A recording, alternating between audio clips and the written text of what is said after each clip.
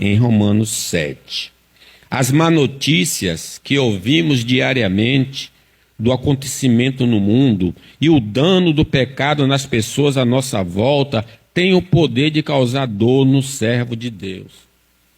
Sim, às vezes é pesado. Eu mesmo não assisto noticiário. Depois que eu entrei na crise de pânico, acabou.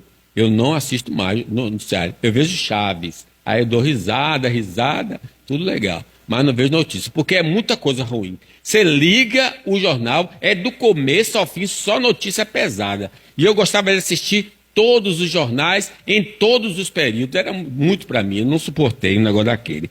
O próprio Asaf também estava assim, o Abacuque.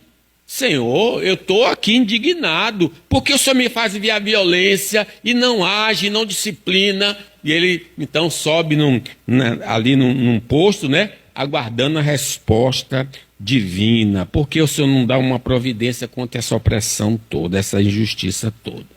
Só estaremos livres de qualquer infortúnio no novo céu e na nova terra. Por isso devemos ter paciência para não abandonar a fé por causa das dificuldades do presente. Então, meus irmãos, olha, se você não quer mais enfrentar essas situações, a gente pode até orar por você. Leva, Senhor, leva. Ele não quer ficar mais aqui. Mas ninguém quer. Quando essa oração, ninguém quer que faça. Mas quer continuar no mundo caído e sofrido. Então, paciência. Então, suporte com paciência. Porque Paulo disse que o meu desejo é o quê? Partir, estar com Cristo, porque é incomparável. E Angélica que o diga, né?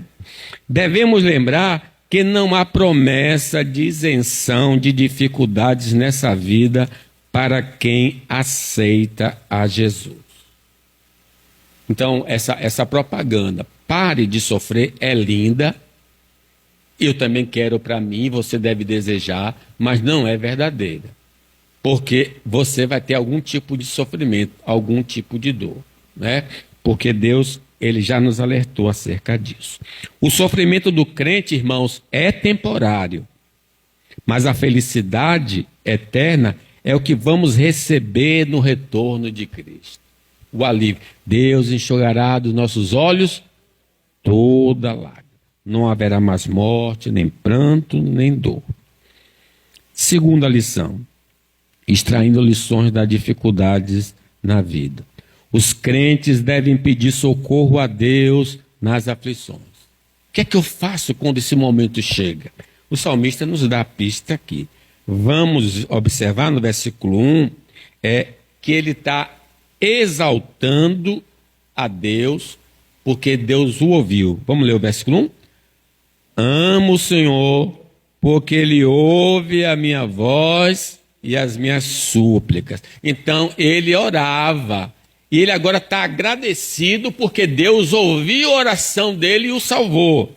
Veja o versículo 2, que é isso mesmo. Leamos 2. Porque inclinou para mim os seus ouvidos, invocá-lo-ei enquanto viver. Versículo 4. Então invoquei o nome do Senhor. Ó Senhor, livra a minha alma. Versículo 8. Pois livraste da morte a minha alma, das lágrimas os meus olhos, da queda os meus pés. O 16. Senhor, deveras sou teu servo, filho da tua serva, quebrar-te as minhas cadeias. Se por um lado é verdade que enfrentamos dificuldades, nós temos uma arma para usar, a oração. Devemos orar. Os crentes que buscarem a Deus nas aflições, buscaram a Deus nas aflições no período bíblico, foram livrados de maneira miraculosa pelo Senhor. E isto deve ser um incentivo para procurarmos a Deus em nossas aflições. Ele está dando exemplo. Mas há outra passagem que diz: busquei o Senhor e Ele me acolheu, livrou-me de todos os meus temores. Eu preciso recorrer a Deus. Ainda em outro salmo é dito, 77, no dia da minha angústia, procuro o Senhor. Ergue-me-se as minhas mãos durante a noite e não se cansam. A minha alma recusa consolar-me. É oração perseverante, é oração insistente. Eu só te largo quando tu me abençoares. Devemos ser como esses homens. A oração do crente aflito vai chegar aos ouvidos do Senhor. E de acordo com a sua promessa, Ele irá agir em seu favor. O que é que aconteceu aos judeus que estavam no Egito quando o faraó estava maltratando eles? Eles o quê? Clamaram ao Senhor.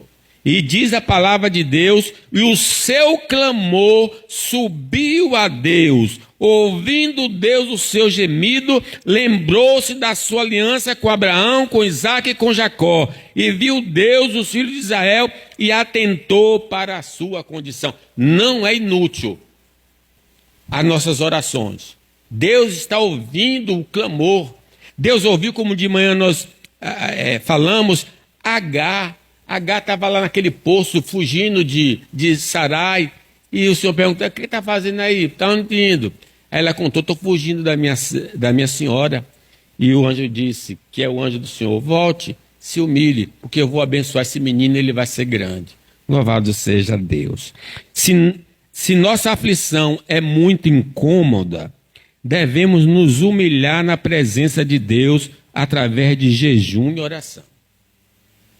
Na nossa igreja, tem crítica sobre isso, né? Mas nossa igreja sempre enfatizava que jejum deveria ser feito em tempo de calamidade. Calamidade nacional, por exemplo, estadual como do Rio Grande do Sul.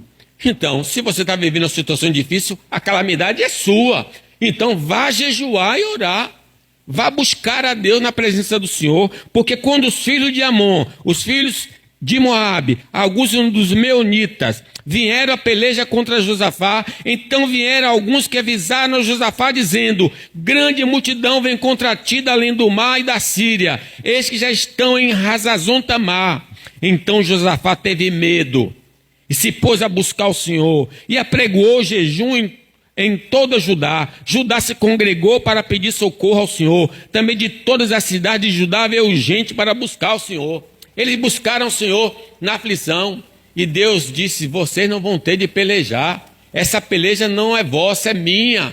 E eles foram cantando para a batalha. E quando chegou os inimigos, já estavam todos mortos. Porque Deus fez um se jogar contra o outro.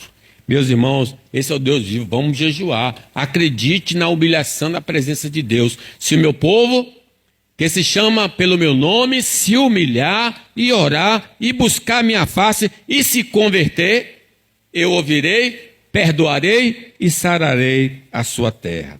A oração por libertação da angústia será mais confiante se estivermos andando com Deus.